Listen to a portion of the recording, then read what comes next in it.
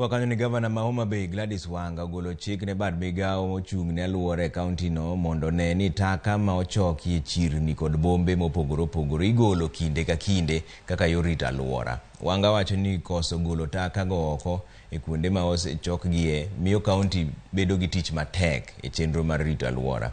Ne olose kinde mane owuok telo e chenro mar keto ler e boma mar Kindu Bay. Chenro mabende piny owacho mare osebedo ka timo e kinde ka kinde omiyo go dwe ka dwe bende.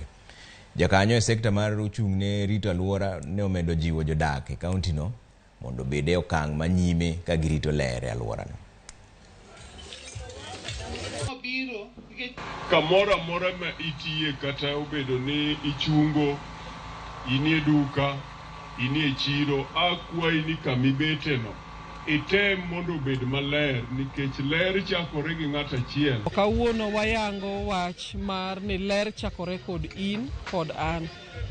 Kamano wawuoyo gi jopiny ni wariuru lwedo gi serikal. Serikal nigi chenro mag keto chike mag rito alwora ma jogo ma waboyudo ka wito taka aoyaye to ibiro maki kendo will be charged with fines of polluter pay principle. Nwang'ado bura ni ler mar alwora especially mar chirni wa en gima duong'nwa. Mane momiyo nwawacho ni dwe ka dwe wakawo odiochieng' achiel waywe town achiel. Waseywecho Homa Bay, sani waseywecho Ugis, kawuono waywecho Kindu ka, wabro dhi kuonde mamoko, mwachak walwor mwachak waduogi. Kokel skips kae, nyakukel tingni mating'o takataka to dhi puko to kendo chak duogo gigo ka ni nono. Kik wabedi ni kendo takataka puki ipong'o mapong' ma gini tow kapok ogol ang'o takataka. Kwa kanyo ni lit kod